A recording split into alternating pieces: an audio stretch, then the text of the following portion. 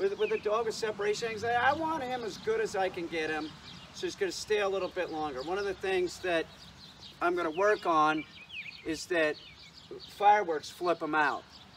He's got sound phobia. And dog training a lot of times is asymmetrical, so if you work on one thing, it makes another thing better. So I know that this is going to flip him out.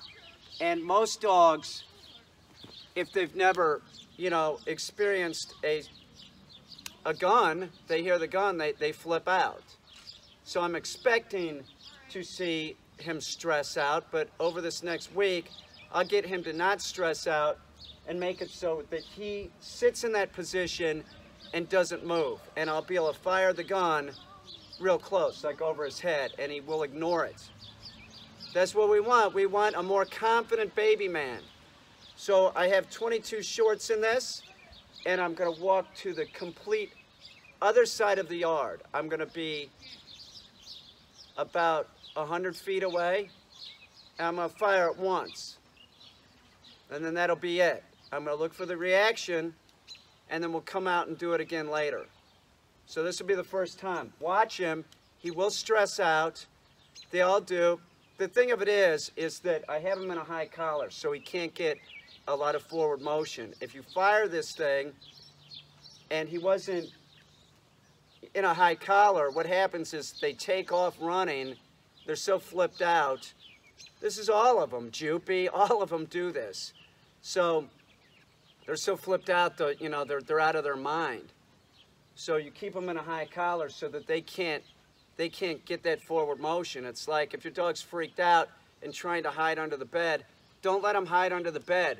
The crate is a perfect place for them, because if they're in the crate, they can't get that forward motion. They can't get that success of running away from it. Some people call this flooding the dog. I don't care what you call it. All I know is that I can make sound-phobic dogs not sound-phobic anymore. It doesn't bother the hunting dogs. It doesn't. And even the house dogs, like if I go over this with them and they're in the crate and they hear fireworks outside, you know, they can put up with it.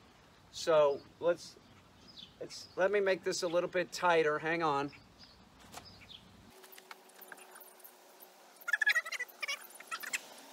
Sit. Go straight.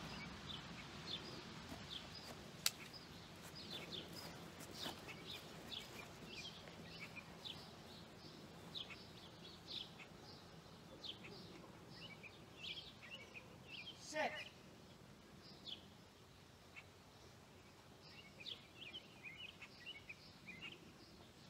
Sit.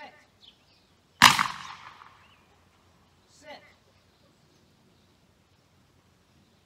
Oh, that was good. Dude. That was fucking great. Are you shitting me? That's the best I've... Are you shitting me? You're the baby man.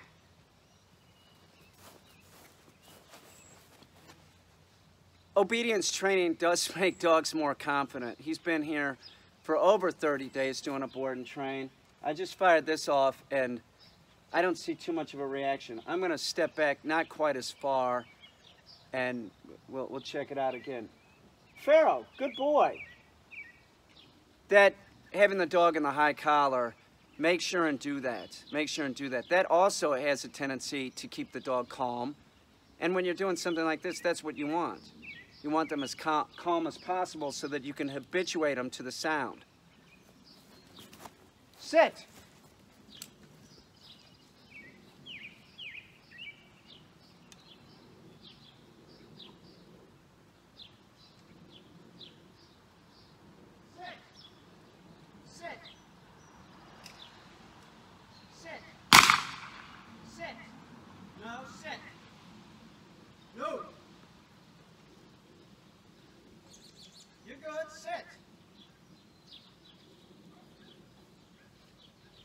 Sit.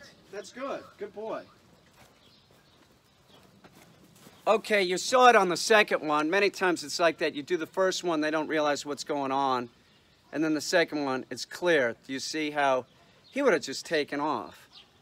But to be perfectly honest, that little bit of spinning that he did wasn't too bad. I'm not seeing a lot of shaking. This is something that we can push this dog past in the next week.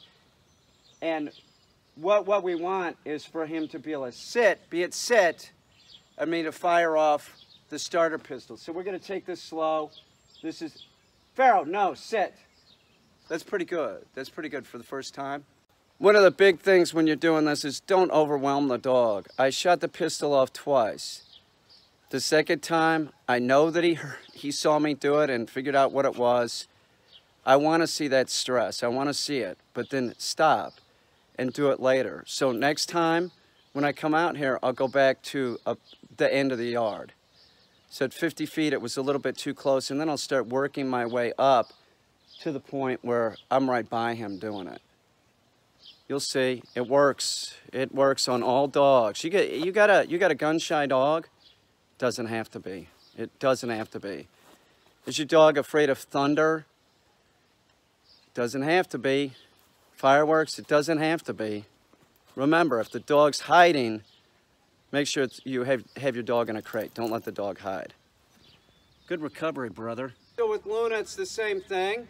I would have never, by the way, I would have never in the first week of training fired a starter pistol around Pharaoh. There's no way.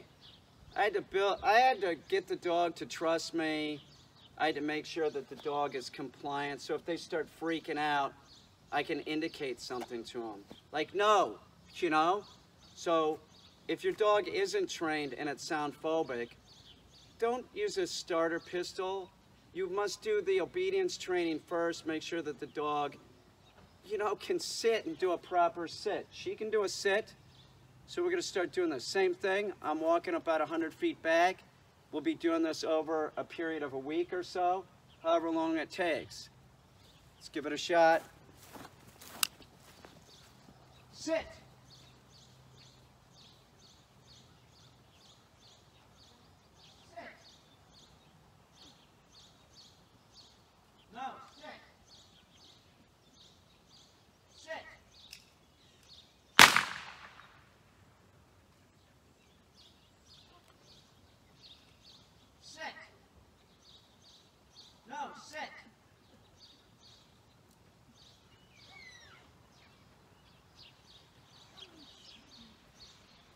Sit, that's good. Good girl, sit. Okay, that was pretty good. Noticed a little bit. We're gonna do it one more time. Same thing as Pharaoh, and then we stop and we'll do it later. Sit.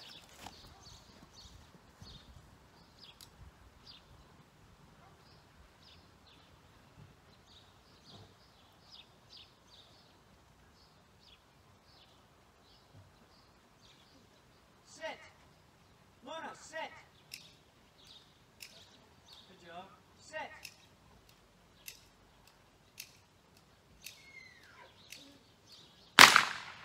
Sit.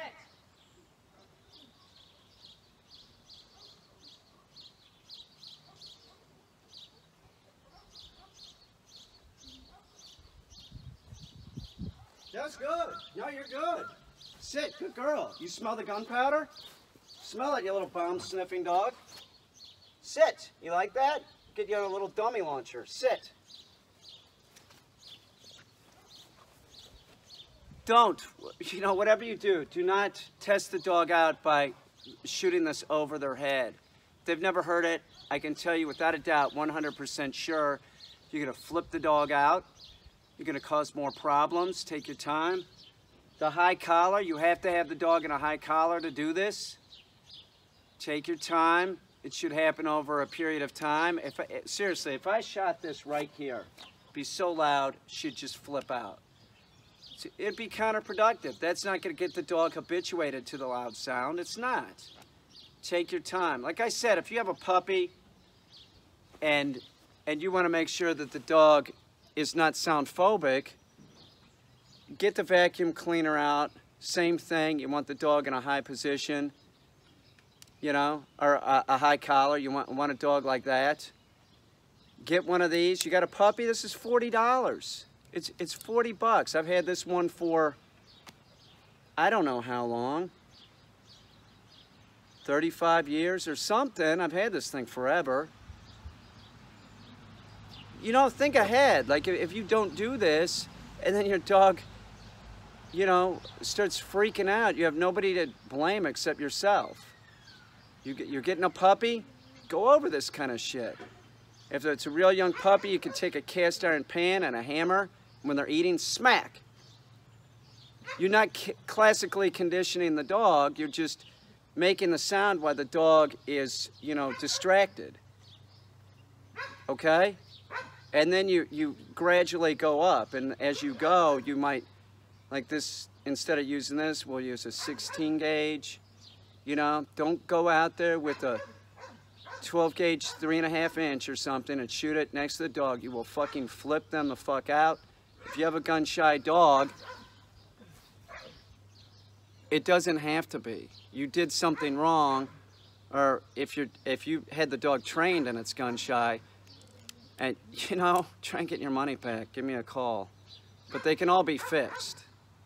They can all get over this. Good girl, Luna. Seriously, good job. The Duncan Munchkin 2.